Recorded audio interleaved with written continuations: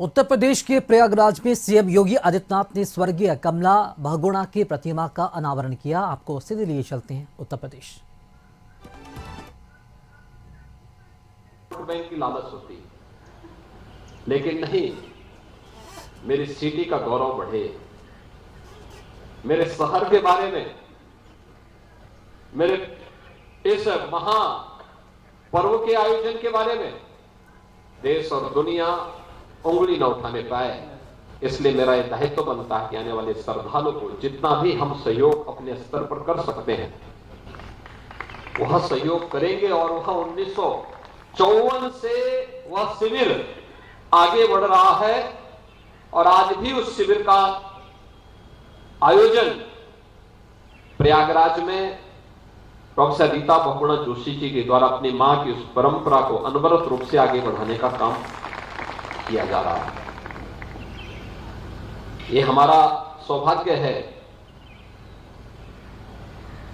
कि पूर्व मुख्यमंत्री स्वर्गीय हेमवती नंदन बहुगुणा जी का जन्म उत्तराखंड के उसी जनपद में हुआ जिस जनपद में मेरा भी जन्म हुआ। अब याद करिए,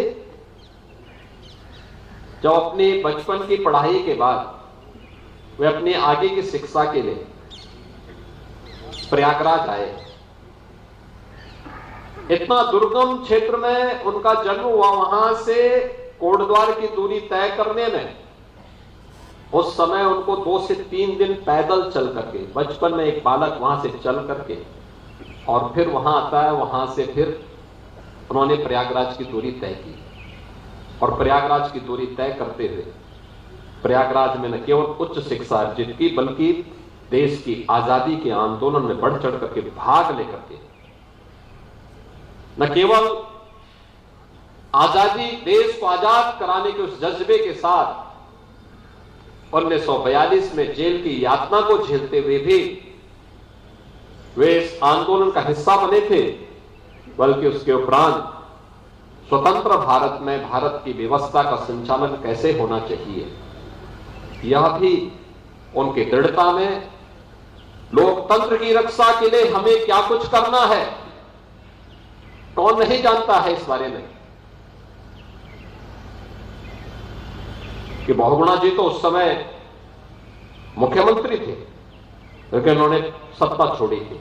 श्रीमती कमला बहुगुणा जी जेल गई थी और फिर 1977 में सांसद बनी। यानी जहां पे देश का प्रश्न होगा, लोकतंत्र का प्रश्न होगा, उस समय हम लोग किसी भी मुद्दे पर आगे आकर के देश के बारे में सोचेंगे। यह जज्बा उस परिवार में रहा है। आज जब उनकी प्रतिमा का, यहां पर मेरा सौभाग्य है कि पूर्व मुख्यमंत्री स्वर्गीय हेमवती नंदन बहुगुणा जी की भव्य प्रतिमा का अनावरण उनके शताब्दी वर्ष में लखनऊ की योजना भवन में करने का अवसर भी मुझे ही प्राप्त हुआ।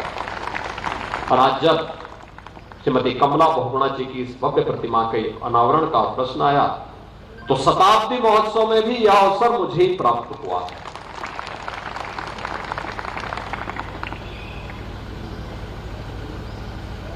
आज जो कुछ भी हम लोग देख रहे हैं, विकास का जो खाका है, नए उत्तर प्रदेश का दर्शन कर रहे हैं आदरणीय प्रधानमंत्री जी के मार्गदर्शन में, उनके नेतृत्व में। इसकी नींव हमारे इन सभी महान नेताओं ने उस समय रख दी थी, जब संसाधन नहीं थे, साधन नहीं हुआ करते थे, उस समय रखी थी। वही परंपरा आगे बढ़ रही है। और यहां पर ठीक बोल रही थी प्रोफेसर रीता बहुगुणा जोशी जी कि हम इस होटल के पास ही जो घर थे उस घर में रहा करते थे। उनके कहने का पीछे का उद्देश्य यह भी था कि वे चाहते तो उन मकानों को खरीद सकते थे। और इस बुलेटिन में फिलहाल इतना ही। नमस्कार।